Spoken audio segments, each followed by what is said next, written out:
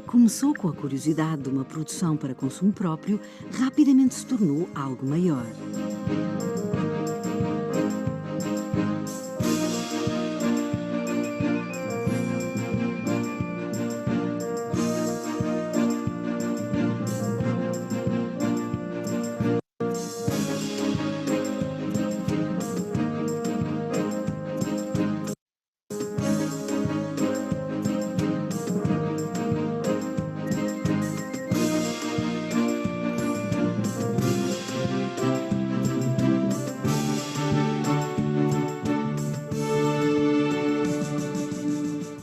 Um quer se dedicar à vinha, não é? Outro quer se dedicar... Aqui Cheleiros, portanto, isto tem um microclima, porque Cheleiros fica aqui, portanto, numa bacia de um rio, portanto, protegido, portanto, está protegido dos ventos, e durante o verão é uma zona que, portanto, aquece, portanto, tem boas condições de maturação para as castas desta região aqui de Cheleiros.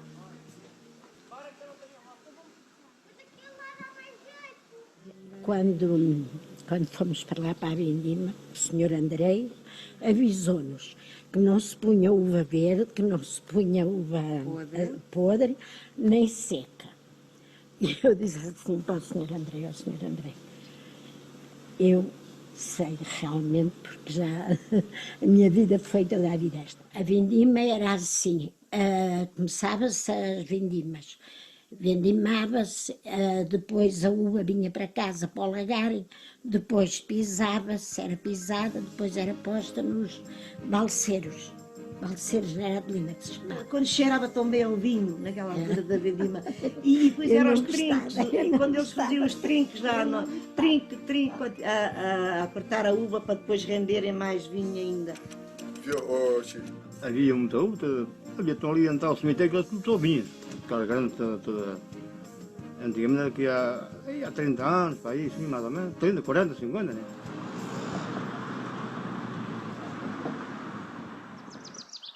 Até há cerca de 100 anos, a região tinha 43 lagares para uma população de apenas 800 pessoas. Hoje, o local está de volta ao mapa do enoturismo português e tudo começou com uma uva diferente de nome Jampal. A descoberta de 200 cepas dessa uva branca, num pomar repleto de uva tinta Castelões, veio a revelar-se surpreendente. Procuramos saber mais acerca dessa caça de uva branca, que os locais tinham muita dificuldade também de dizer o nome, uns chamavam de Jampali, outras de João Paulo, outros de Jampal. Esta uva, portanto, é uma casta branca, é uma casta que pede para o viver podada a talão. Há anos que produz bem, anos que produz mal, portanto, normalmente é podada à vara. E é talvez um dos inconvenientes desta casta Jampal, é exatamente o exigir ou preferir essa poda mais longa, que torna-se mais onerosa, mais cara. Mesmo desaconselhado por aqueles que o acompanhavam, André aposta na produção. O resultado foi um vinho extraordinário, de boa acidez, diferente de tudo o que havia experimentado até então.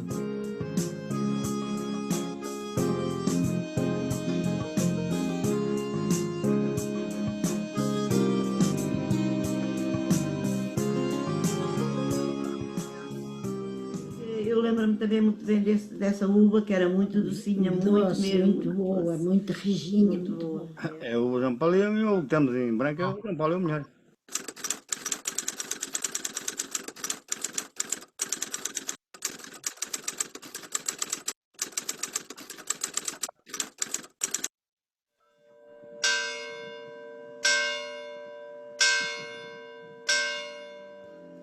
Ponto de paragem obrigatória para mouros, romanos e seus reis, as terras de Cheleiros foram outrora sede de concelho, assim declarado num primeiro foral por Dom Sancho I.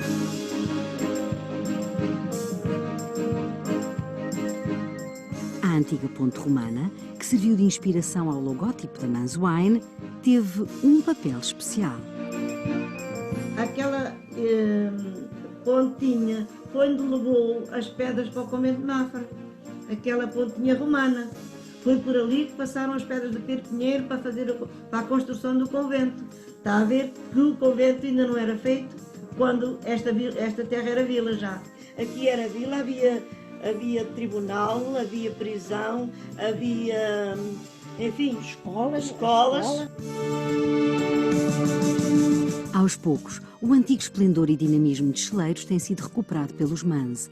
O trabalho, dedicação e investimento na vila começou no Largo da Praça, bem perto da Ribeira, onde também estão as memórias dos mais velhos. A antiga escola primária, outrora abandonada, é hoje o lugar do vinho, a adega que centraliza toda a produção de Jampal. Também o lagar antigo acolhe a loja da Mans Wine, com uma exposição permanente de artefactos de outros tempos, aberta ao público todos os dias. Nós construímos uma pequena sala de exposição, onde relata toda a história de Cheleiros, passa pelos romanos e mais atrás ainda na época do Calcolítico e do Neolítico, onde temos um pequeno acervo que foi encontrado no Penedo do Lechim. E nessa exposição, simpaticamente, os populares apadrinharam de museu. Aquilo estava tudo caído, quando o André comprou. Ele tem feito aqui o máximo aqui nesta parte aqui embaixo, onde eu tenho comprado a escola. Aquilo é um gosto, a gente ver aquela quinta, ver aquela adega, ver o museu. Ai, é uma coisa que não tem explicação. Graças a Deus que tem lá uma coisa importante. Orgulho, e sempre penso que foi o Sr. André que desenvolveu aquilo, digo assim, com tanta gente com capacidades aí e não tem capacidade de fazer um trabalho que este senhor fez. Isto foi um Deus que veio para aí. Vindo de Caraguatatuba há quase 30 anos, André Mans estava longe de imaginar que um dia iria produzir vinhos portugueses reconhecidos em vários pontos do globo. Dona Fátima, produzido em monocasta Jampal, é o único vinho do tipo em todo o mundo. Mas nem só do mesmo se faz hoje o negócio. Os vários rótulos Mans Wine já chegaram a mercados da Europa, Ásia e das Américas. Desde o seu aparecimento, que reproduz a cada gole toda a magia e tradição de uma terra em que a família Mans já deixou a sua marca.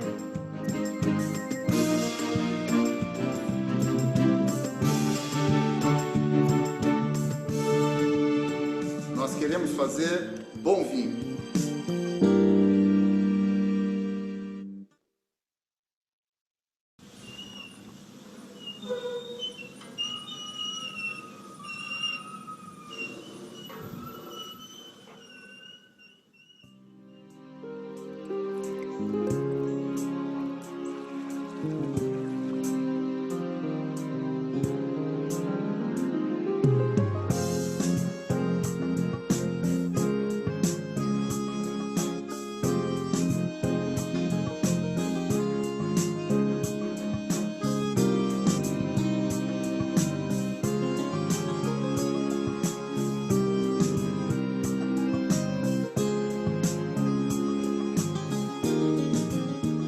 Em 2005, eu compro uma pequena propriedade em Cheleiros, o Pomar do Espírito Santo, e me mudo para cá com a nossa família. E foi amor à primeira vista. A cerca de 20 minutos de Lisboa, a região de paisagem campestre transporta os visitantes para uma outra época. Ao longo de vários séculos, a tradição vitivinícola da vila destacou-a no mapa português. Me ofereceram uma pequena vinha nessa altura, uma vinha com cerca de 1 hectare, e eu, como bom apreciador de vinho, compro essa propriedade e resolvo fazer vinho em casa. O que começou com a curiosidade de uma produção para consumo próprio, rapidamente se tornou algo maior.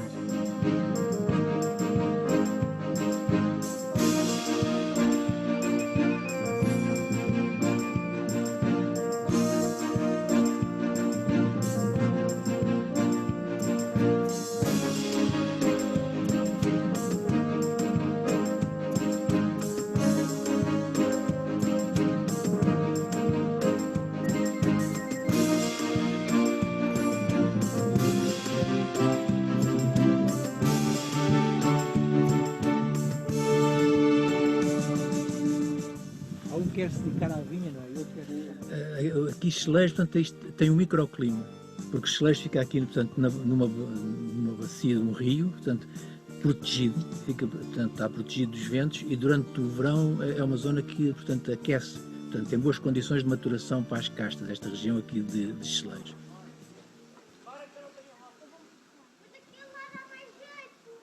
Quando quando fomos para lá, para a Vindima, o senhor Andrei avisou-nos que não se punha uva verde, que não se punha uva podre, nem seca. E eu disse assim para o senhor Andrei,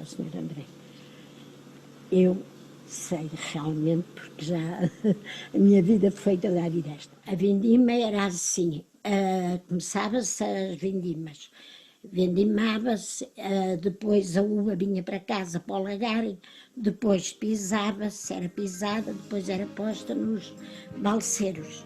Balseiros não era de linda que se chamava. Quando cheirava tão bem ao vinho, naquela altura da vindima. E depois eram os trinques, e quando eles faziam os trinques lá, trinque, a apertar a uva para depois renderem mais vinho ainda. Havia muita uva, havia tão ali então o cemitério que eles tudo vinhas. Aquela grande toda. Antigamente aqui há 30 anos, para aí, sim, mais ou menos. 30, 40, 50, né?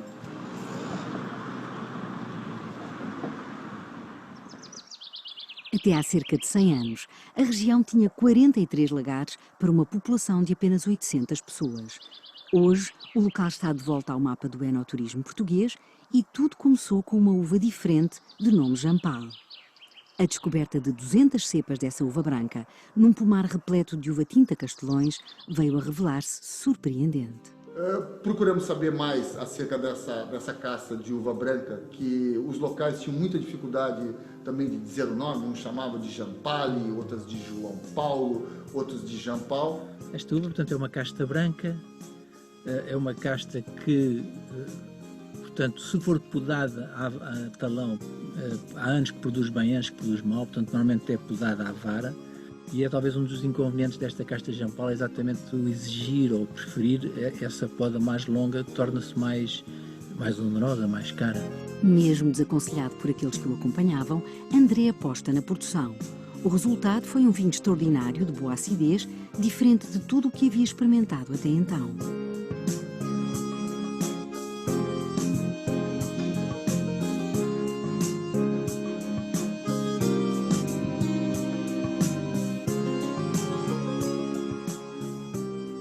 Eu lembro-me também muito bem dessa uva, que era muito docinha, muito mesmo. Muito boa, muito rijinha, muito boa.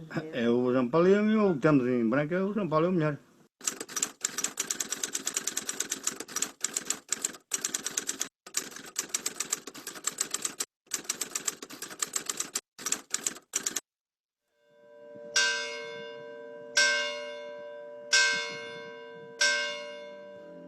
Ponto de paragem obrigatória para mouros, romanos e seus reis, as terras de Cheleiros foram outrora sede de concelho, assim declarado num primeiro foral por Dom Sancho I.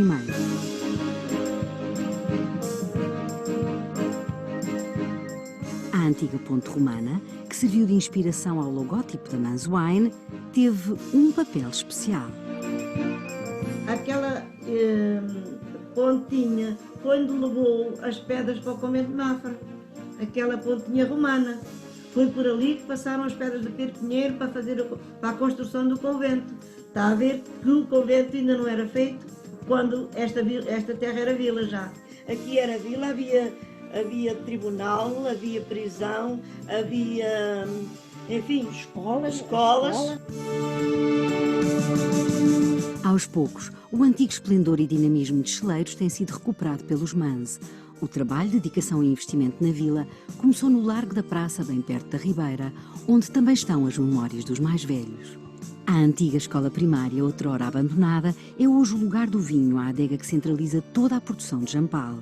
Também o lagar antigo acolhe a loja da Manswine, com uma exposição permanente de artefactos de outros tempos, aberta ao público todos os dias. Nós construímos uma pequena sala de exposição, onde relata toda a história de Cheleiros, passa pelos romanos e mais atrás ainda na época do Calcolítico e do Neolítico, onde temos um pequeno acervo que foi encontrado no Penedo do Lechim.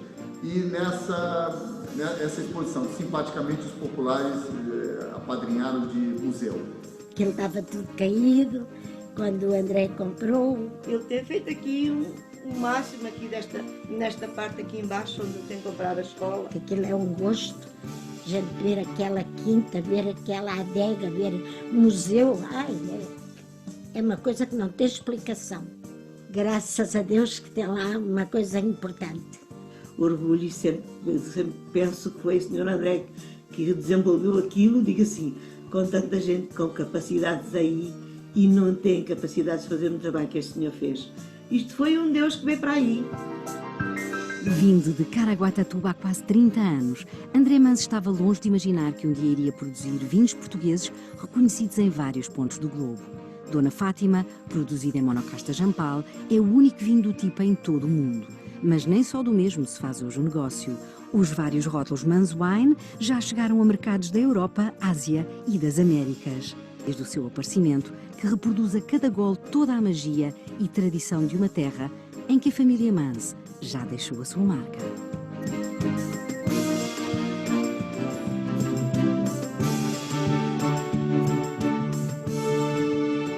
Nós queremos fazer bom vinho.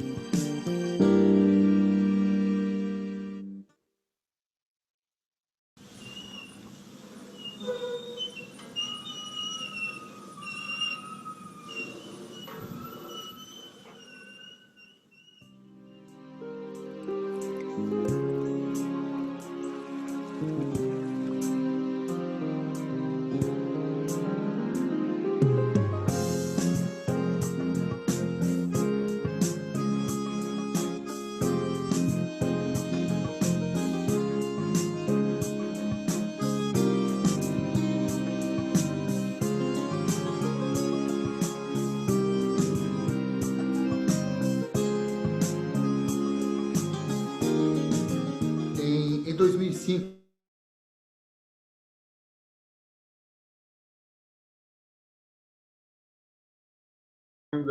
tudo bem? Boa noite, Manuel. Olá, boa noite. Tudo bom? Bem. Tudo pronto aí para a nossa degustação? Com certeza. Com Nosso certeza. bate-papo, como diz um amigo lá do Brasil, que é vinho sem frescura, né? Embora toda a gente procure a frescura do vinho. É verdade. Mas nós vamos então mais uns 2 minutinhos e vamos então dar início aqui ao nosso bate-papo, a nossa conversa sobre vinho, né? Eu vi que já estavam quase 40 pessoas. 38 há pouco tinham entrado.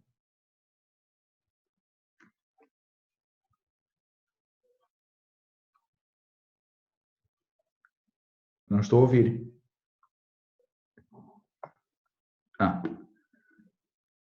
Essa aqui, levantaram para mim.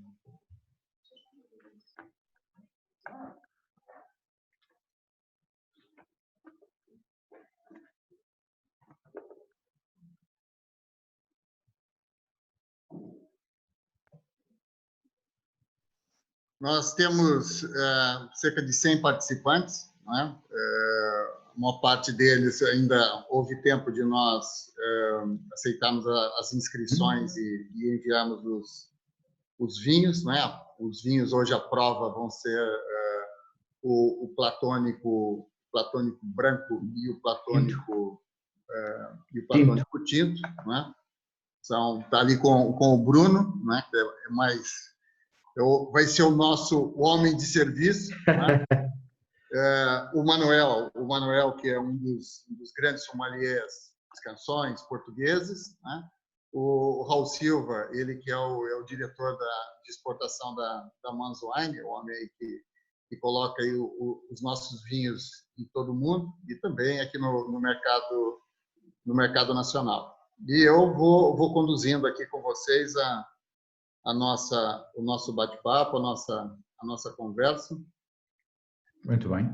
Olha, e para começar, eu vou pedir ao Bruno, né, para a gente aí não ficar com o pessoal deve estar com sede em casa, ainda quem ainda não bebeu as garrafas todas, né, antes agora da nossa prova. Queria desejar uma boa noite, agora que já estamos está bem composto já o nosso grupo. Uma boa noite para todos os participantes. Bem-vindos, espero que gostem dessa nossa hora, né? Vamos terminar por volta das 10 horas. desse nosso bate-papo. Eu preparei uma série de perguntas, que são perguntas usuais, né? Ou dúvidas usuais, né? Dúvidas comuns, relativamente ao vinho. Eu comecei a trabalhar com vinho há cerca de 12 anos, nesse novo projeto na Mans Wine, que é um negócio de primeira geração. As pessoas, meus amigos, hoje acham que eu sou um super especialista em vinho, né? E eu tô dando os primeiros passos. Mas toda vez que eu vou jantar na casa de um amigo, eles perguntam: olha, o que você acha? Tá boa a temperatura? E será que esse vinho combina, né, com essa comida que eu vou servir hoje? Então, esse tipo de dúvidas comuns, né, que nós vamos conversar. Há um chat onde os participantes podem, durante a nossa conversa, introduzir perguntas. Caso haja tempo, eu então vou tentar então colocar as perguntas aos nossos dois convidados, o Manuel e o Raul, que estão aqui então para tirar as dúvidas. Ô Bruno, eu ia pedir para você então começar a abrir o vinho branco. É o vinho platônico, né? Com 2 castas portuguesas, com o Fernão Pires e o Arinto. O Bruno, então, vai começar. Ô, Manuel, eu ia te perguntar já uma coisa, agora que o Bruno está ali a abrir a garrafa. A garrafa. Ele está ali abrindo a garrafa e a grande dúvida é, né? As pessoas perguntam sempre, será que, olha, o Raul, por exemplo, eu sei que ele gosta de cortar a cápsula mais embaixo, né? Eu já gosto de cortar a cápsula mais em cima. Onde que é o local certo para nós? Ou tirar a cápsula toda, quem mexe até com a mão e arranca a cápsula toda, não é? Qual é o sítio mais adequado? Olha, e isso mexe com o paladar do vinho, você cortar mais em cima, cortar mais embaixo? Qual é o ponto mais adequado? Olá, boa noite a todos. Na verdade, abrir mais em cima da miriza, ou mais abaixo. Miriza é aquela parte de reentrância, normalmente presente no gregal das garrafas clássicas, porque hoje há umas que não têm. Abrir por cima dessa miriza ou por baixo não interfere de modo algum com a qualidade do vinho. Eu, sendo sommelier, nós aprendemos o conjunto de regras na escola, mas por vezes o timing com que aprendemos não faz sentido à atualidade.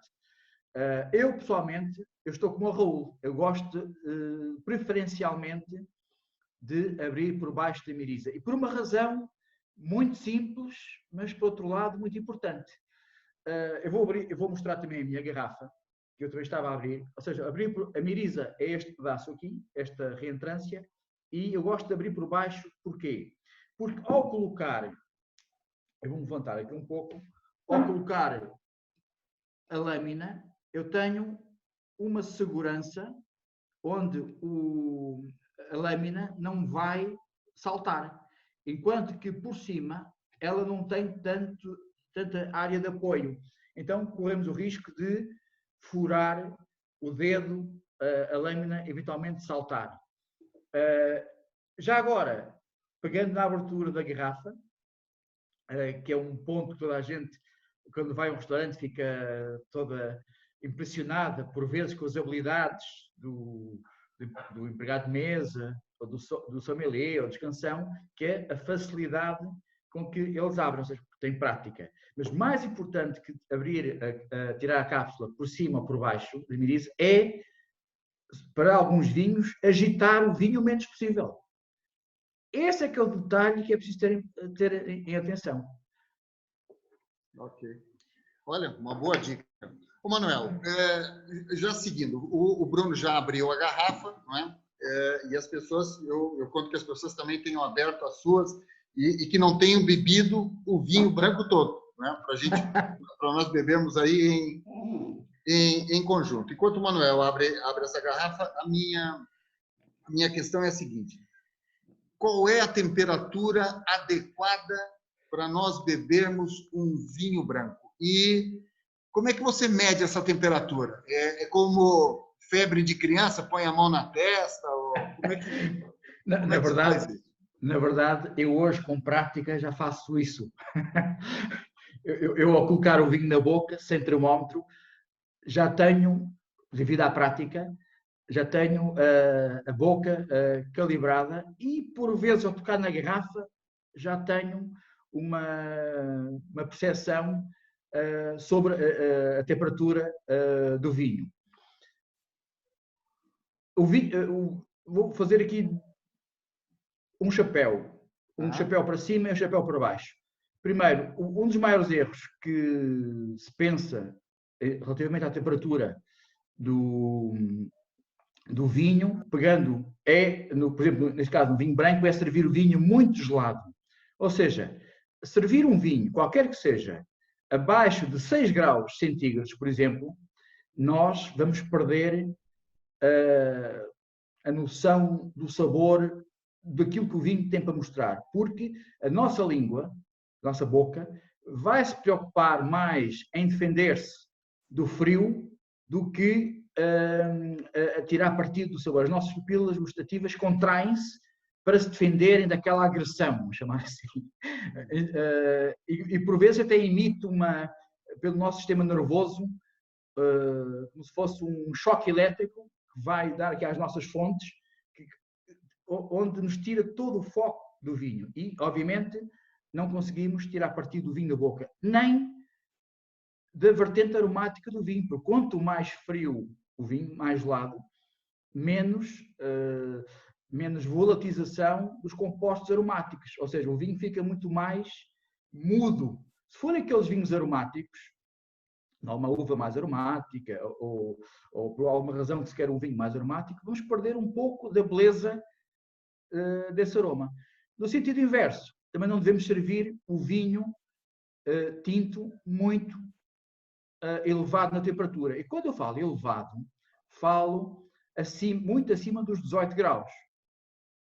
Ok? Ou seja, aqui eu desafiava os participantes, quando chegámos ao tinto, por exemplo, irem ver quem tiver ar-condicionado, irem ver a que temperatura é que tem o ar-condicionado da casa, porque essa que se calhar, eu quase que aposto, quase todos acima dos 20, 21, 22 graus centígrados. Ou seja, que é a chamada temperatura ambiente, que logo essa temperatura já está errada para o consumo do vinho.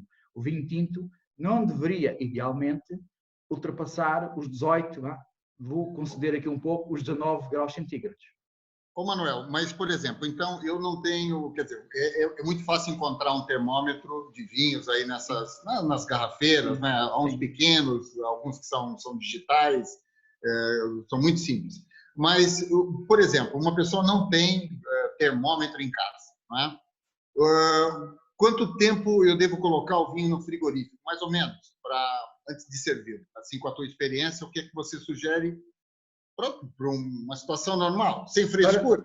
Sim. Deixar o vinho meia hora, 40 minutos, como a temperatura que eu tenho no meu frigorífico regulado, normalmente chega ali entre os 9 e os 12 graus centígrados, que é a temperatura com que eu bebo a maioria dos vinhos brancos. Uhum. No caso dos tintos, é um pouco menos tempo, muitas vezes 15 minutos, já está ali uma temperatura. A maior parte das pessoas tem uma casa 21, 22, 15 minutos é mais ou menos, assim, falando a olhómetro, como se diz, o suficiente para baixar ali 3, 4, 5 graus centígrados no máximo, que é uma temperatura já mais ajustada para o vinho tinto. Bom, Manuel, então o que você está me dizendo é que se eu tiver um vinho ruim em casa e quiser despachar para os amigos, eu ponho no frigorífico e sirvo bem gelado, né? Como se fosse aquelas vodkas que nós colocamos na arca frigorífica e servimos. Quer dizer, você quer servir vinho ruim para amigos, é gelar o vinho, não é isso? Eu não quero incentivar esse tipo de truques, mas podia ser um expediente se você realmente não gostasse muito. Não os chamaria amigos a esses, não é? Bom, olha, uma outra dúvida que as pessoas... Eu queria perguntar ao Raul, já que o Bruno abriu a garrafa, eu vou pedir para o Bruno se aproximar ali da câmara. O Bruno se aproxima da câmara e mostra a rolha. Não sei se o Raul também tem uma rolha aí, que fica ligeiramente desfocado. Obrigado, Bruno. O Raul, relativamente à rolha, há rolhas e rolhas, não é? Essa rolha, né, que é a mesma que você mostrou aí, é o que é utilizado normalmente no nosso vinho. Como é que uma pessoa distingue uma rolha? Uma rolha, por exemplo, um vinho de guarda tem uma rolha diferente de um vinho que se beber rapidamente, né? Aqueles vinhos que não se pode guardar muito tempo. Basicamente, há vários tipos de rolhas, depende do tipo de garrafa, depende do tipo de vinho. Nós aqui em concreto estamos a falar de um vinho que é para ser consumido jovem, não é? Este Lúpulo Tónico é um vinho que nós pretendemos um consumo até 4 anos. Portanto, nós usamos uma rolha adequada a este estilo de vinhos. Neste caso, é uma rolha que se chama uma rolha de microaglomerado. Ou seja, é uma rolha feita de cortiça ou de bocados de cortiça compactado. Isto para o Lúpulo Tónico branco, o Dona Fátima, por exemplo, também é um vinho branco, mas já é um vinho branco com capacidade de guarda e que envelhece muito bem, nós já temos que ter uma rolha apropriada para esse tipo de vinhos. E aí já falamos de uma rolha natural, que é um cilindro único, que é extraído diretamente da cortiça. Normalmente, regra geral, é isto que acontece. Vinhos jovens, nós podemos usar uma rolha de microaglomerado. Nos vinhos que vão ter mais capacidade de guarda, portanto, a rolha também tem que ter uma capacidade para durar mais tempo. Usamos uma rolha de cortiça natural, ou seja, que é um cilindro único tirado diretamente da cortiça. Ok, obrigado. Olha, uma outra dúvida, muitas vezes quando eu vou à casa de amigos, tem a ver com copos, não é? E as pessoas às vezes ficam um pouco à vontade. Você vê, olha, eu não sei se esse copo é o mais adequado para esse vinho, André, olha, mas pronto, é o que nós tínhamos, né? E eu lembro também, uma vez estava almoçando com o Raul num país que eu não me recordo. Nós fomos fazer a promoção dos nossos vinhos e eu lembro que o sommelier nos trouxe um copo, né, para abrir. Nós pedimos, ele já tinha o nosso vinho naquele restaurante, por isso que fomos lá, fomos fazer uma promoção, uma visita de charme. E ao beber e ao provar o nosso vinho, ele serviu numa determinada taça, num determinado copo, e ele provou junto conosco. Ele provou, o sommelier provou junto conosco e olhou assim para nós e falou: só um momento. E voltou, saiu por breves instantes e trouxe um outro copo, muito parecido, mas trouxe um outro copo. Foi no Japão, André, foi no Japão. Um copo de tinto. E nós, pronto, ficamos a observar, e ele, entretanto, serviu naquele outro copo, né? E provou, e a seguir falou: bom, agora vocês provem e vejam em qual copo, em qual taça vocês preferem. Foi impressionante, né?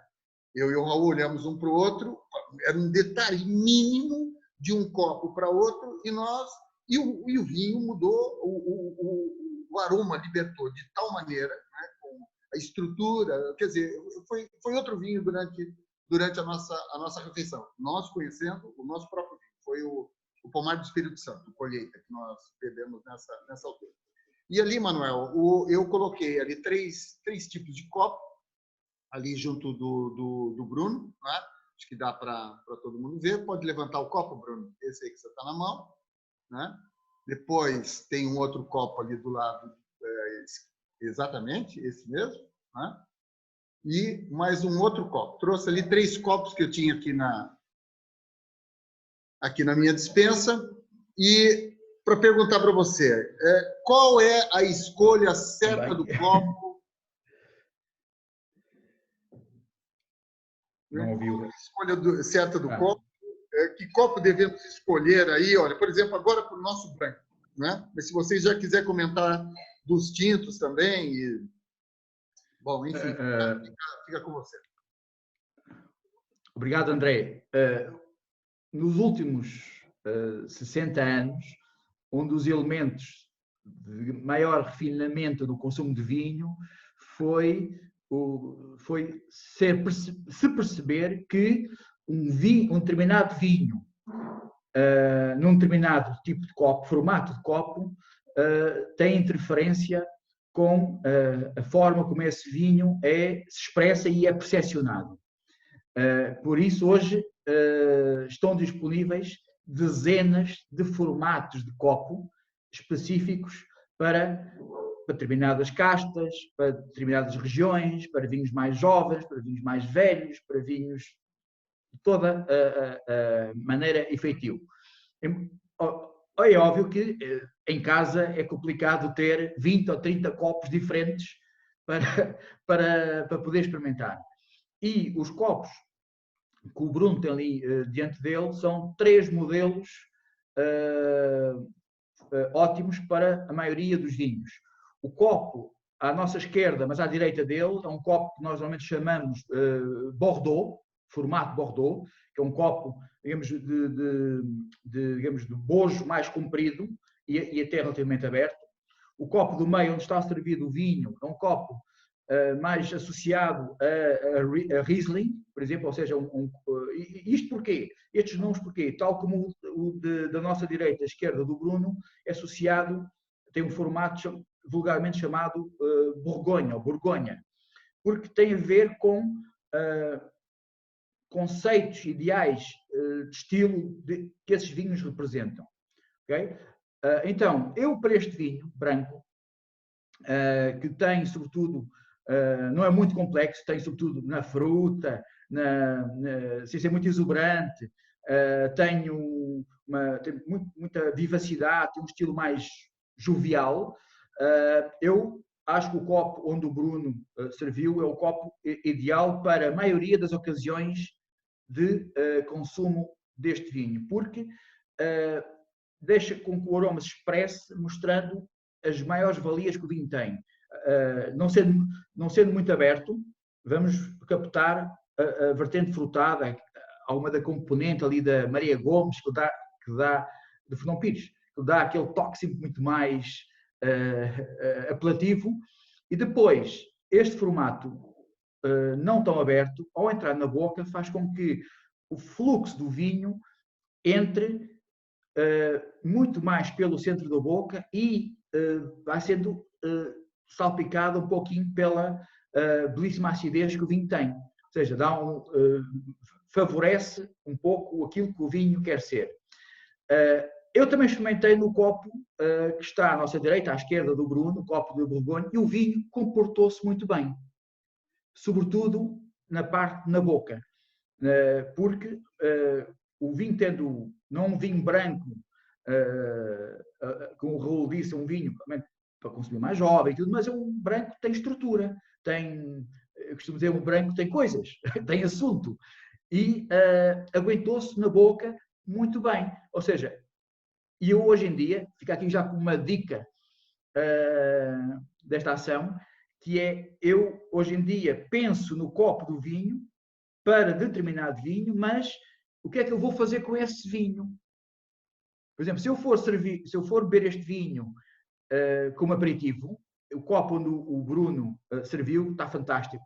Mas se eu quiser explorar este vinho com um prato mais rico, um bocadinho mais, com mais sabor, eu se calhar colocaria no outro copo para mostrar um pouco o verdadeiro poder que o vinho tem. Mas o copo do meio é aquele que, sem dúvida, consegue representar melhor a ideia que o vinho quer transmitir.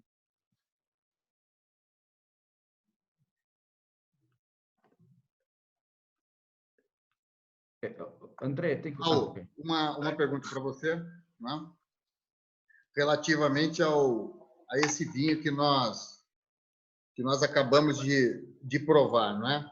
Qual o objetivo da Manz Wine com com esse vinho, né? Esse vinho foi lançado agora há cerca de um ano, mais ou menos, não é? Sim. Nessa altura nós só tínhamos o Dona Fátima, o João Paulo, e agora seguimos com esse Fernão Pires e Arido. Seguindo já os comentários do Manuel, como é que você comenta esse vinho e o objetivo da Manzwine com ele? Olha, o objetivo da Manzwine com este vinho foi basicamente atender aos pedidos dos nossos distribuidores e também do consumidor. Para quem conhece um pouco do nosso projeto sabe que a Manzwine é muito famosa pelo Dona Fátima, não é? Que é um vinho da uva Champão. É uma casta que nós estamos a recuperar, é um vinho de produção muito limitada e todo o investimento e a dificuldade de produzir esta uva e a pouca produção torna inevitavelmente um vinho um pouco mais caro, não é? E muitos dos nossos importadores e distribuidores diziam: vocês falta-vos um vinho branco um pouco mais acessível. E então é aí que surge aqui o Platónico Branco. Não é um vinho como o Dona Fátima, é um vinho, tal como o Manuel disse, tem uma estrutura, mas é um vinho de estrutura média. A ideia deste vinho é fazer um vinho que seja acessível no preço, mas acima de tudo um vinho que toda a gente gosta de beber, ou seja, que agrade a um público muito vasto. Então, se vocês estão em casa e se têm o vinho, se vocês repararem, é um vinho que não é um aroma muito pronunciado, vocês conseguem sentir o aroma do vinho. Mal começam a chegar no nariz, não é preciso enfiar o nariz dentro do copo, portanto, em termos de aroma, é um aroma médio, pronunciamento médio, tem aromas muito frescos. Nós temos nós temos a sorte de estar perto do mar, portanto os nossos vinhos brancos têm todos um aroma de fruta fresca, tem um aroma com bastante vivacidade. A própria cor do vinho, vocês veem que é um brilho, não é? Um vinho que tem vida, e na boca, se vocês provarem o vinho, eu não vou pôr agora na boca, senão tenho que deixar de falar, mas se vocês em casa estiverem a provar o vinho, vocês podem ver que ele tem uma estrutura, tem um bom volume de boca, e depois de vocês engolirem, vocês conseguem sentir que a boca não seca, ou seja, a boca ainda continua com saliva, e isso vem da acidez que o Manuel também já referiu, ou seja, é um vinho que tem um equilíbrio muito bom entre estrutura e acidez, ou seja, não é um vinho muito pesado, mas é um vinho que tem um corpo médio, que vos permite harmonizar com vários tipos de comida e que vos deixa um palato ainda pronto para mais uma garfada, caso estejam a comer. Aliás, uma das coisas que nós pensámos, e também foi-nos sugerido por alguns distribuidores, é que o nosso vinho tinto mais vendido em todo o mundo é o Platónico tinto, que é o vinho que vocês vão provar a seguir. E como é um vinho também muito versátil, é um vinho que muitos restaurantes têm em copo, ou têm como vinho da casa. Então, é um vinho versátil, ou seja, vocês estão num restaurante, vocês podem pedir um prato e as outras 2, 3, 4 pessoas que estão a jantar convosco vão partilhar do mesmo vinho, apesar de estarem a comer coisas diferentes. Então, para o restaurante ter como vinho da casa, é fácil ter um vinho só, tem a versão tinto e tem a versão branca. Daí termos escolhido fazer o Platónico branco, ou seja, para também atender aos restaurantes que têm como vinho da casa o Platónico. E assim também a ideia é que o Platónico branco seja da mesma forma que o tinto, um vinho versátil, um vinho que seja agradável de beber, que não seja muito exuberante para não se tornar enjoativo, mas que tenha o frescor da nossa região de Lisboa, que é um vinho que as pessoas quando provam sabem que é um vinho de um clima temperado, que é um clima fresco, que remete a frutas frescas, e acima de tudo é um vinho que é muito agradável de beber, seja com comida ou seja só com um vinho de entrada, de aperitivo. Ok. Olha, eu vou provar, se você não se importa, antes de falar, não é? E agora já tá bom, recomendo você em casa aí brindar conosco. Desejar uma boa noite àqueles que entraram nessa nossa comunicação um pouquinho atrasados, não é? Bem-vindos. Quero desejar aqui também, olha, deixar um abraço aqui para o meu amigo Jimmy, lá de Braga, que está nos acompanhando, o Carlos aqui, quase meu vizinho, aqui os amigos de faculdade do meu filho, que fizeram até um grupinho para nos acompanhar aqui nessa degustação, e para todos aqui os apreciadores, amigos e conhecidos e fãs aqui dos vinhos da Manzwine. Ô, Manuel, agora, ainda continuando no branco, uma coisa que também é uma dúvida que recai em muita gente. Bacalhau é com branco ou é com tinto? Né? E, na sequência, vinho branco é com carne ou com peixe? Não querendo perguntar para você se bacalhau é carne ou é peixe, não é? Mas bacalhau é com branco ou com tinto? E a segunda, branco, é com carne ou com peixe? Olha, André, essa é uma pergunta fantástica e é das coisas que hoje em dia toda a gente procura arranjar a iguaria certa, com o vinho certo. Antes de falar do bacalhau, eu gostaria de fazer aqui uma pequena introdução. Nós hoje, no dia-a-dia, no momento que vivemos, apesar do confinamento, somos uns sortudos. Sortudos porquê? Porque podemos escolher um prato de bacalhau e podemos escolher um vinho para acompanhar, independentemente do que seja. Mas, durante milhares de anos, o vinho e a comida eram simplesmente, e são ainda, alimentos. Serviam para dar energia, para alimentar e saciar as pessoas. E só ali em finais, já bem entrados do século XVIII, começou a haver personagens na história da gastronomia que começaram, em ambiente palaciano, vamos chamar assim, a desenhar ou propor alguma etiqueta no consumo do vinho e até nas maneiras de estar à mesa. E começou-se também, assim, isto dentro de um segmento, digamos, das pessoas mais abastadas, porque o povo, as pessoas do campo, ter vinho já era uma riqueza. E combinava com o que havia, ou seja, ia para a mesa precisamente como uma dieta, a famosa, estamos aqui na Europa, até podemos reforçar a famosa dieta mediterrânica, onde o vinho era um elemento indispensável. Na virada do século XIX para o século XX, houve uma explosão da cozinha, das regras de cozinha, da etiqueta de estar à mesa e também das regras do serviço do vinho.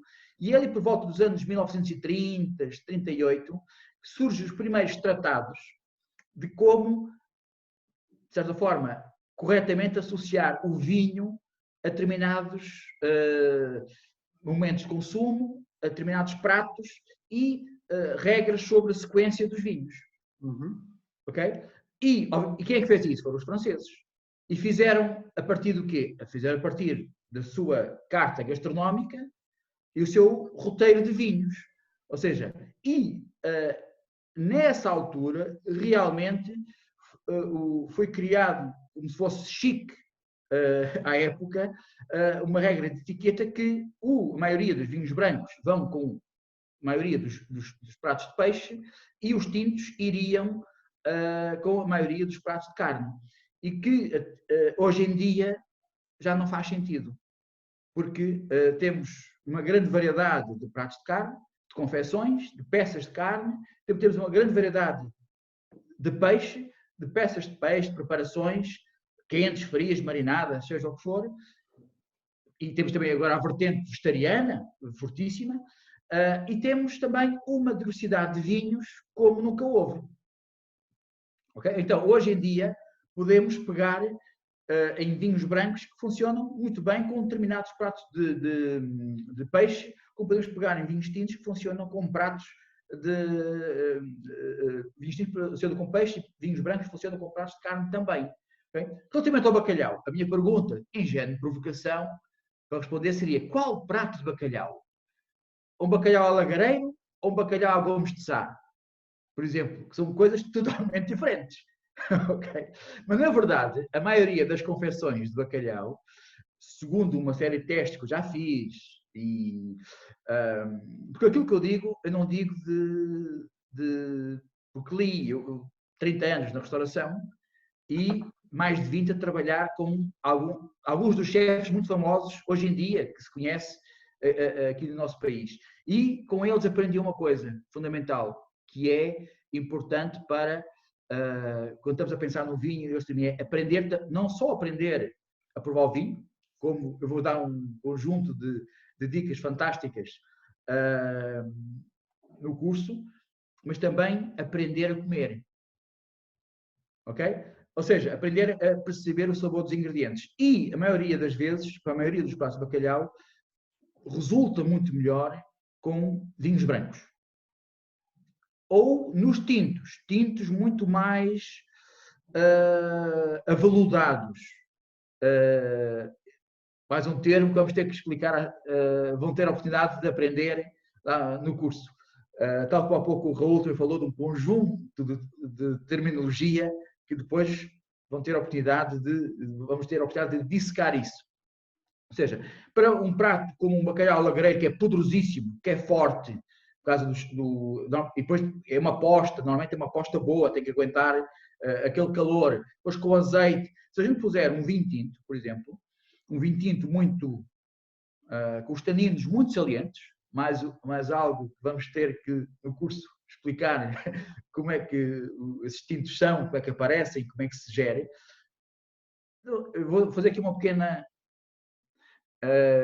pequeno detalhar aqui algo interessante, que é, quando se está a comer um bacalhau, uma posta alta, ele tem o colagênio entre as lascas, mas também tem muita fibra e tem aquele toque salgado.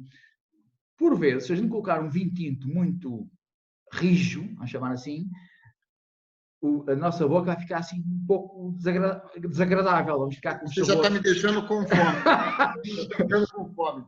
Mas se eventualmente pegarmos num Dona Fátima, num vinho branco, assim mais untuoso, mais cremoso e com um bom nível de persistência, vamos ter uma melhor sintonia, uma melhor relação do conjunto do prato com as características do vinho. Mas, por exemplo, se formos para um bacalhau à Brás, já agora, só para terminar, este branco seria também fantástico. Este seria muito mais apropriado que um bacalhau alagreiro, porque o bacalhau à Brás é muito mais fresco, é menos encorpado, é um prato também tem muito crocante, digamos, da confecção, da batata e tudo, tem um conjunto de estrutura completamente diferente. Ô Manuel, olha, já agora, a minha mulher vai no domingo, ela só faz uma vez por ano, né? E é já no domingo. E é já no domingo. E vai fazer um bacalhau com natas. O que você me recomenda, tinto ou branco para o bacalhau com natas? De caras, um vinho branco com um bom corpo e com um pouco de madeira. As natas às vezes têm um problema, e tudo que for ao forno, as natas têm um efeito de revestir, as papilas gustativas. Criar ali uma capa que por vezes ou precisamos de acidez ou precisamos de tanino. Eu nesse caso, eu acho que o tanino não vai funcionar muito bem com aquelas natas. Eu punha um branco com corpo, com boa estrutura. E até outra coisa é muito interessante. Ou seja, o André já está a imaginar o bacalhau, porque é domingo, só se faz uma vez por ano, vai ao forno. Qual é a cor, normalmente, desse bacalhau quando sai do forno? O castanho, né? A crostazinha castanha. Exatamente. É o castanhado, dourado. Está tudo a condizer para vinho branco. Ok. Ou, quando muito, um vinho tinto com alguns anos, amaciado um pouco pelo tempo, para que tenha envolvência suficiente para esse prato de bacalhau. Muito bem. O Manuel, você falou no curso, eu queria... outro dia você fez um live e também já fez esse comentário. As pessoas que querem mais informação acerca de vinho, né, um curso mais aprofundado, a Manzwine está promovendo um curso com o Manuel no dia aqui nas nossas instalações. Aproveita para conhecer aqui a adega da Manzwine, fazer uma super degustação aí conduzida pelo Manuel e aprender um pouquinho mais sobre vinho, né? Aquilo vai ser no dia 13 de junho. Se não houver nenhuma resolução ao contrário agora do Estado, algum plano de confinamento aí fora da caixa, porque nós temos bastante espaço, né? Então o Raul já está com tudo preparado para o dia 13 de junho. O curso é de manhã, termina por volta da hora do almoço, por volta das 13 horas, 13h30.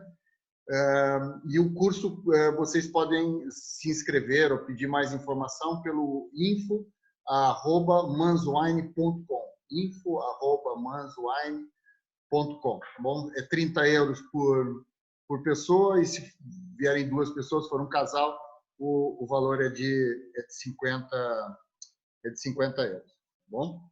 Bom, ô Manuel, você, para as pessoas que receberam os vinhos em casa, nós enviamos um e-mail com algumas sugestões sua de harmonização. E provavelmente algumas dessas pessoas acabaram utilizando essa tua dica, né? Você deu algumas dicas para acompanhar esse branco que nós abrimos e o vinho tinto. Nós enviamos previamente para si, para você pensar aí naquilo que combinaria com esse vinho. Fala um pouco dessa harmonização, o que você escolheu, porque algumas pessoas que estão a participar não receberam nem os pratos, né, que você sugeriu, e não deu tempo de receber os vinhos. Mas conta um pouco para nós o porquê daquela escolha das comidas e essa combinação com esses 2 vinhos que nós vamos degustar hoje.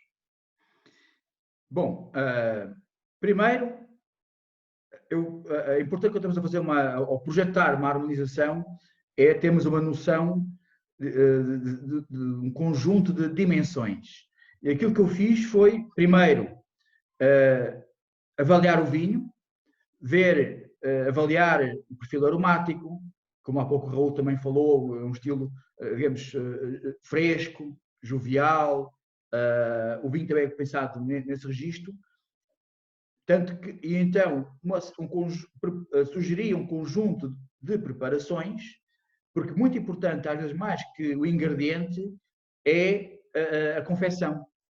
É muito importante a confecção. Um grelhado é totalmente diferente de um salteado, um estofado é diferente de um guisado ou de um cozido, é logo muito importante. E, ao colocar o vinho na boca, que para mim, fica já aqui com uma dica, é o mais importante na harmonização, porque é realmente na boca onde se passa a maior parte do assunto. Então, medir o corpo do vinho, a estrutura, o perfil de fruta ou menos fruta, ver a integração da acidez e medir a persistência. São tudo dimensões muito objetivas, que depois no curso vamos também trabalhar isso, e depois pegar também em propostas que fossem nesse sentido, ou seja, fossem também de um perfil relativamente fresco, não fossem nada muito encorpado, que tivessem um conjunto de texturas para manter vivacidade a nível digamos, da relação entre o vinho e aquilo que estamos a mastigar, estamos a saborear. Eu gosto muito de outra coisa muito importante, que é, eu gosto de associar o perfil do vinho. A gente prova o vinho. A primeira sensação de frescura, jovialidade e tudo é muito importante, porque eu não quero nada pesado num prato. Porque o vinho não indiz nada disso. Então, propus um conjunto de pratos, de ideias de pratos e de confecções, que fosse desde a entrada até à sobremesa. Porquê? Porque hoje em dia os vinhos estão com tanta funcionalidade que não faz sentido estamos a propor só carne ou só peixe.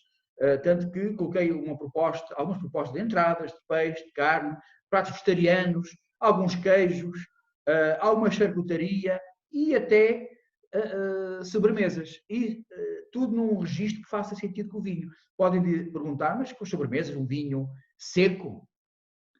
Depois também no curso vamos explicar, perceber o que é um vinho seco. Porque hoje em dia podemos fazer sobremesas mais ou menos doce, com mais ou menos texturas, podemos brincar com fruta, com crumbles, com sorvetes, podemos fazer um conjunto de situações. O vinho é um produto mais acabado. Um prato não, um prato nós podemos ajustá-lo sempre. Okay? E então a ideia foi realmente pegar no perfil refrescante e jovem e algo descontraído, mas com alguma estrutura do vinho, e propor pratos que fossem também, propostas gastronómicas que fossem também nesse sentido. Ok. Ô, Manuel, nós vamos passar agora para o platônico tinto. Né? Eu vou pedir para o Bruno, que já está ali com a mão na massa. Olha onde é que você corta a cápsula aí do vinho. O Manuel já explicou. Não balança muito o vinho, cara. Senão vai chumbar no exame. Não balança e não rodar. Isso é que seria um sommelier fazer isso. Éramos logo chumbados no curso. Bom, o Bruno vai abrir o tinto. Vocês provavelmente em casa talvez já... Espero que não tenham bebido todo. Vamos beber em conjunto. Né? Ô, Raul, mas é assim, tem pessoas que não bebem como você. Né? Quando abre uma garrafa, leva a garrafa até o fim. Se o vinho for bom. Ponto. O platônico nós já conhecemos, é o nosso vinho aí mais medalhado. É um vinho de entrada de gama, mas é o que tem mais medalhas aí da Mannswine internacionalmente. Né? Foi Best Buy nos Estados Unidos, já 2 ou 3 vezes medalha de ouro na Rússia, Mundus Vini, medalha de ouro. Bom, enfim, é um vinho cheio de medalhas. Se colocássemos as medalhas todas no vinho, parecia um general. Ficava aí muito pesado. Mas o platônico, se você não bebê-lo todo hoje, o que é que dá para guardar? Né? Como é que nós guardamos um vinho? As pessoas ficam, eu vou abrir um vinho, mas olha, estou sozinho, não vou bebê-lo todo, vou beber 2 tacinhas e queria guardá-lo. Quanto tempo eu posso guardar? Como é que eu devo condicioná-lo? Né? Bom, nós no platônico também temos meia garrafa, se a questão for essa, temos a meia garrafa. Mas não, o vinho, o maior inimigo do vinho depois de aberto é o oxigênio. Ou seja, nós abrimos a garrafa, nós começamos a beber, fica um espaço dentro da garrafa, esse espaço está com oxigênio. Mas a primeira coisa que nós temos de fazer para tentar resguardar o vinho contra o envelhecimento e deterioração é proteger o vinho do oxigênio. Eu posso colocar só o arroio, não é? Já não entra mais oxigênio, mas o que está lá vai continuar a degradar o vinho. Aí surge um sistema que eu acho que é muito prático, que é o que eu uso. Não sei se o Bruno tem algum ou não, que é aquele sistema, é o nome de uma marca, que é o VacuVan, mas há várias marcas que produzem este tipo, que é uma rolha de silicone, exatamente, e tem uma bombazinha que depois de nós colocarmos a rolha na garrafa, aquela rolha vai extrair o ar que está dentro da garrafa. O Bruno vai chegar próximo da câmara com...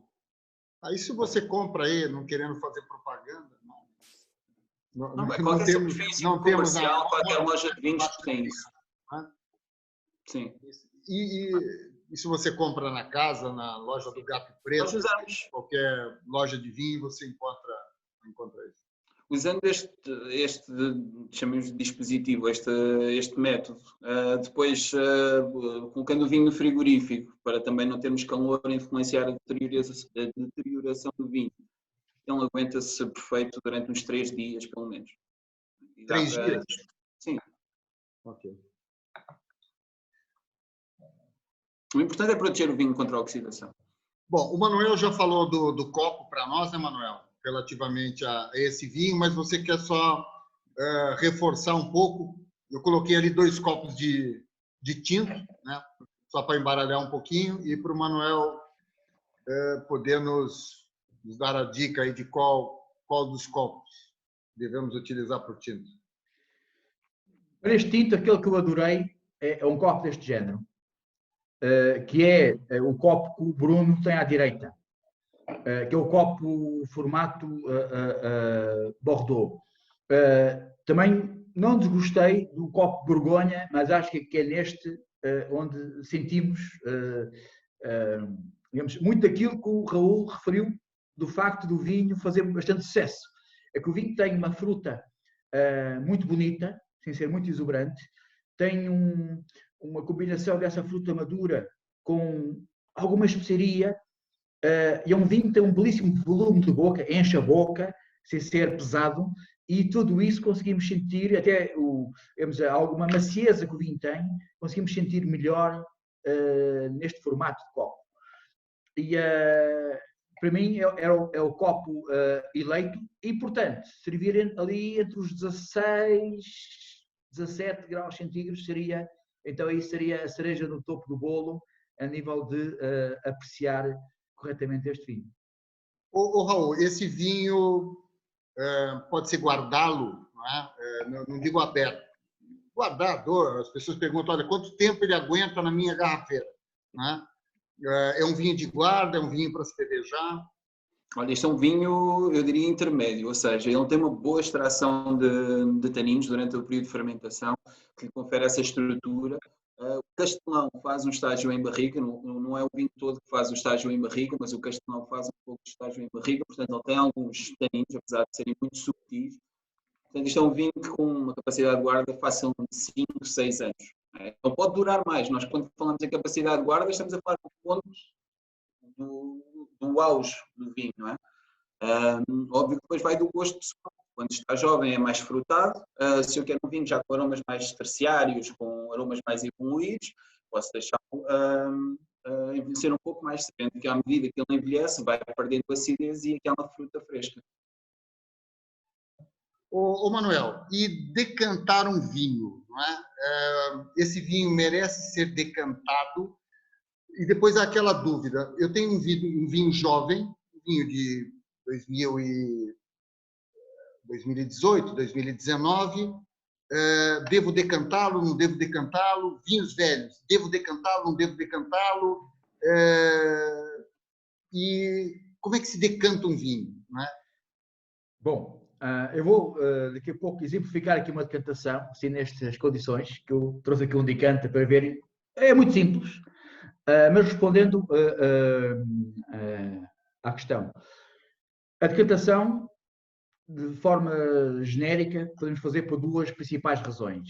Uma delas é o chamado ajudar a abrir o vinho. Outra pode ser, outra coisa que iremos falar, sobre separar alguns depósitos da parte cristalina líquida do vinho.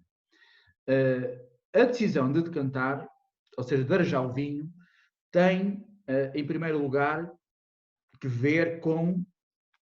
não tem muito a ver com o vinho ser jovem ou ser velho. Por exemplo, eu acredito que muitos dos vossos vinhos topo de gama jovens, claramente, se forem consumidos agora, precisam, digamos, de arejar um pouco para, numa refeição, se tornarem mais bebíveis, não terem tanta agressividade. Ou seja, então depende muito da estrutura do vinho. Normalmente, vinhos jovens não tem problema nenhum, arejar, muitos deles até beneficiam, para se tornarem, de certa forma, um pouco mais bebíveis.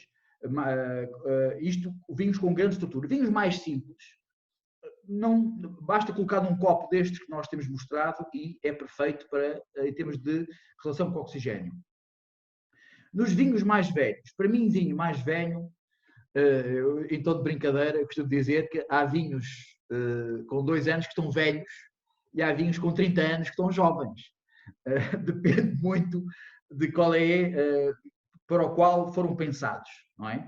Agora, minha mulher diz que eu estou extremamente jovem para a minha idade, por exemplo. Está a ver? E acredito que o vinho contribuiu um bocado para isso também. Aqueles vinhos que têm 20 anos, 30 anos, onde realmente estão, como há pouco o Raul falou, estão cheios de aromas terciários, complexidade, mas ao mesmo tempo, eles, ao passar tanto tempo dentro de uma garrafa, estão confinados, tal como nós agora estamos em casa, estão confinados, ou seja, está tudo ali um pouco, eu vou usar aqui uma expressão simples, um pouco embrulhado, ok? E muitos deles vão beneficiar, vão beneficiar de um pouco de arejamento. Agora, importante é como é que decidimos decantar ou quando decantar um vinho mais velho. Uma grande dica é cuidado quando abrimos o vinho mais velho, não sermos levados a decisões pelas primeiras impressões. Temos que dar um benefício ao vinho. Porque muitos desses vinhos mais velhos, bem mais velhos, têm um conjunto de aromas terciários, como o Raul referiu, que por vezes não estamos habituados. E como não estamos habituados, não temos muitas vezes experiência relativamente a eles, às vezes tomamos decisões um pouco extemporâneas. Okay? Então, devemos aguardar um pouco. E outra coisa é abrir um pouco essa garrafa, colocar um pouco dentro de um copo e pôr o vinho na boca. E vamos ver se o vinho tem vida, tem energia, tem alguma genica. Se tiver, podemos decantar, passar para um decanter mais aberto, okay?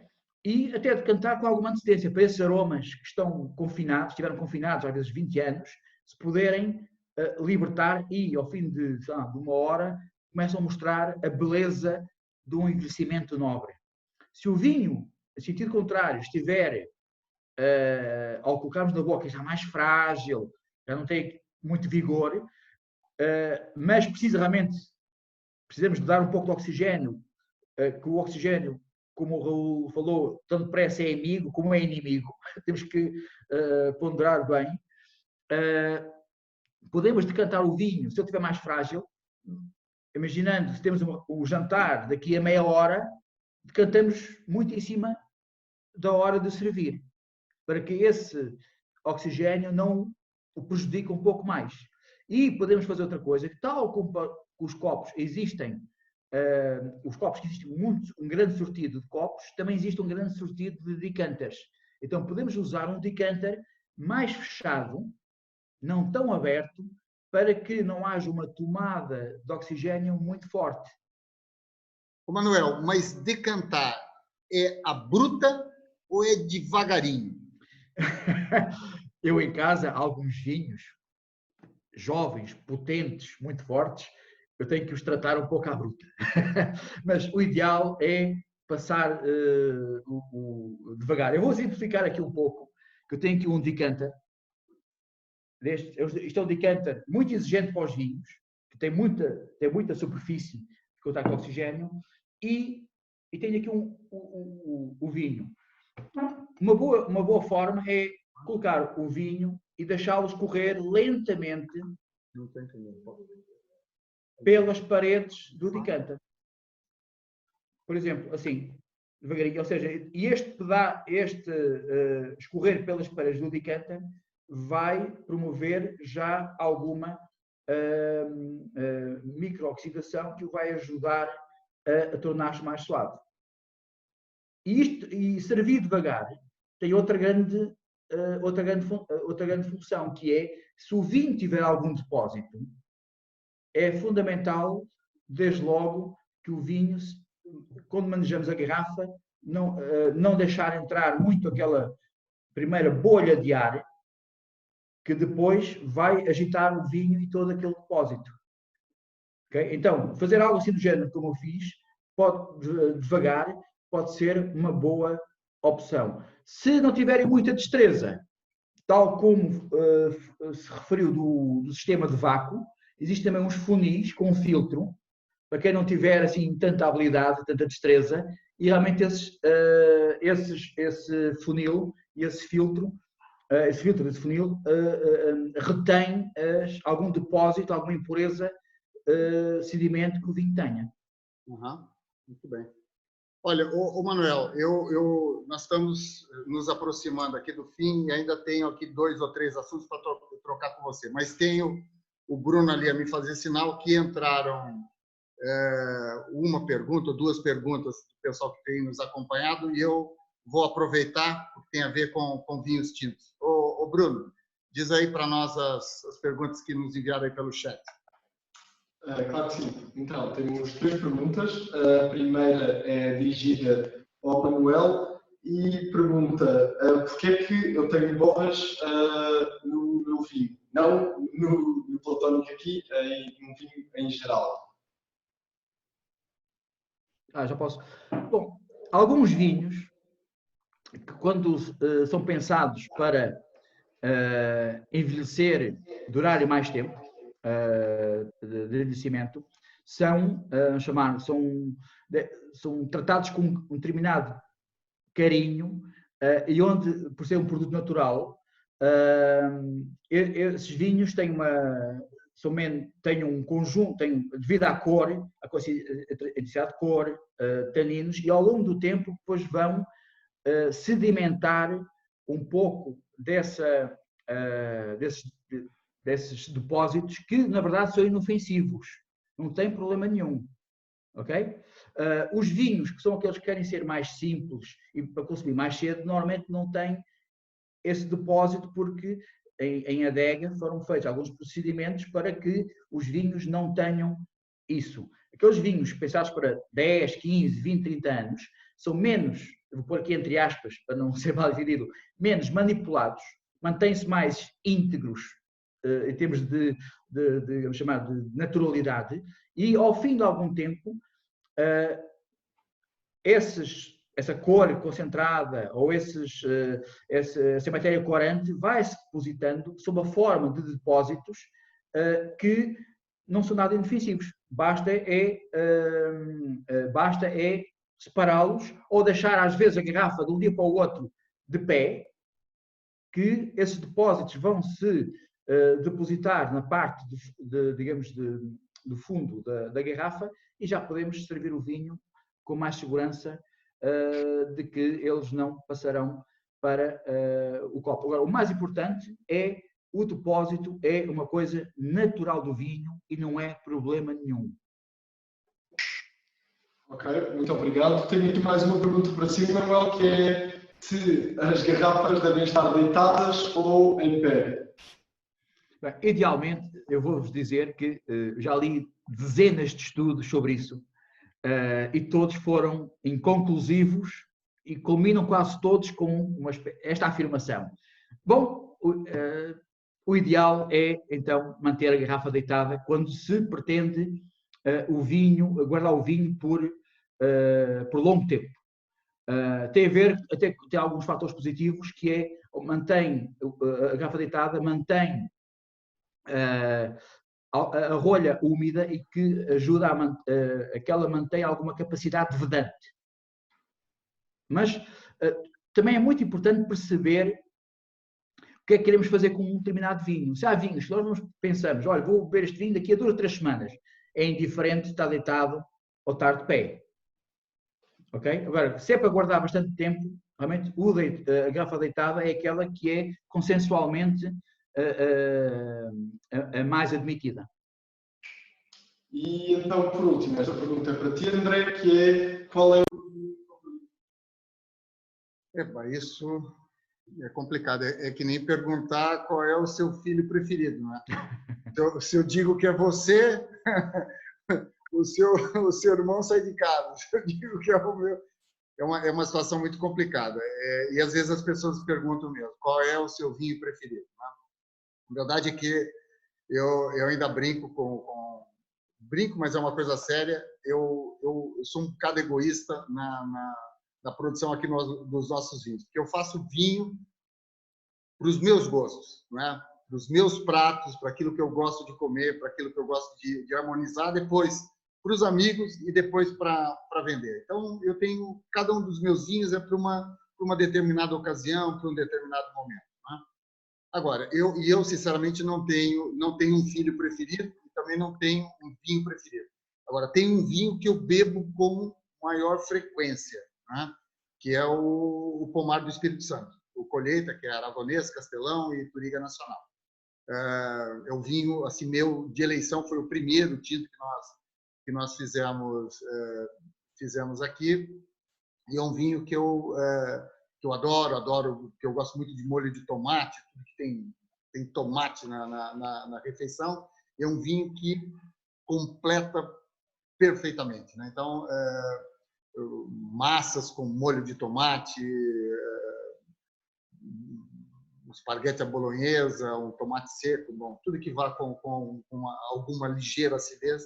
Para você que perguntou, que eu não sei quem é o Pomar do Espírito Santo. Mas gosto, sinceramente, de todos eles, tá bom? O Raul, eu tenho aqui uma para você. Nós estamos mesmo quase quase chegar ao fim, que é uma pergunta também que as pessoas perguntam aquela coisa da temperatura, onde guardar o vinho, a história da cave, se eu tenho que ter uma cave, se eu tenho que ter um lugar especial, né? Onde é que nós guardamos, onde é que nós devemos guardar o nosso vinho? Aquele que nós queremos beber só daqui 1 ano, 2 anos? Sim, no mundo perfeito, todos tínhamos a nossa cave debaixo de chão, com uma temperatura de 12 graus, com muita umidade, mas a realidade é que não temos essas condições, portanto, temos que ir por importância. Portanto, o mais importante é ser um local, ou vinho, a garrafa, estar sem estar exposta à luz. A luz pode danificar os vinhos, então convém ser um local sem luz, ou então ter os vinhos dentro de caixas. Convém ser um local fresco, não é? Se não tiver um local fresco em casa, pelo menos um local que não tenha grande amplitude térmica. O vinho expande quando está quente, retrai quando está frio, e todas estas expansões e retrações podem danificar os vinhos também. Então o ideal é que seja um local fresco. Se não tiver um local que esteja sempre fresco, pelo menos um local que a temperatura seja sempre mais ou menos a mesma. Se possível, se for guardar muito tempo, como o Manuel falou, garrafa deitada para a rolha não ressecar, mas se não tem um local que esteja com temperatura e estiver um local com amplitudes térmicas muito grandes, então mais vale a garrafa estar ao alto, porque pelo menos aí quando expande não infiltra vinho na rolha e não vai causar nenhum defeito no vinho. Mas basicamente é isto, o local fresco, a garrafa longe de iluminação e sem grandes amplitudes térmicas. Ok, muito obrigado. Olha, eu queria deixar um abraço também aos meus amigos do Brasil, que estão até alguns lá da minha cidade natal, Caraguatatuba, que estão acompanhando aqui a nossa degustação, e mandei alguns convites lá, alguns que são fãs e tiveram facilidade de conseguir os vinhos lá com os nossos distribuidores locais, né? Olha, vai ficar muitas dúvidas, provavelmente, de vocês. Chegaram aqui uma série de perguntas, mas no dia 13, não é isso, Raul? Dia 13 de junho. 13 de junho. Junho, temos um curso bem alargado, são 4 horas, tivemos 1 hora hoje, e acho que muita coisa deu para o pessoal aí poder esclarecer em casa. Eu também aprendi aí muito com o Manuel e com o Raul, mas teremos 4 horas com o Manuel Moreira no dia 13 de junho. As pessoas podem entrar no site da Manswine, que tem lá informação, ou também pelo info@manswine.com. 30 euros por uma pessoa, 50 euros se for um casal. Bom, os vinhos nossos também são vendidos online, nós entregamos à porta agora durante esse plano de contenção. Queria agradecer ao Raul o ótimo trabalho aí na preparação desse nosso webinar, dessa nossa conversa com o Manuel, tá? Muito bem organizado. Obrigado, Manuel, pela sua presença, pela disponibilidade, tá? E pela essa troca imensa de informação. A vocês todos que nos acompanharam, que nos deram o prazer de degustar esses 2 vinhos conosco, ao Bruno e a sua tropa de amigos aí que estão a nos acompanhar, tá? Olha, muito obrigado, tenham um excelente final de semana, e já estamos quase a sair 100% de casa sem muitas preocupações, né? Daqui a nada já abrimos a loja de enoturismo. É verdade. Obrigado a todos vocês. Muito obrigado. Boa noite. Obrigado.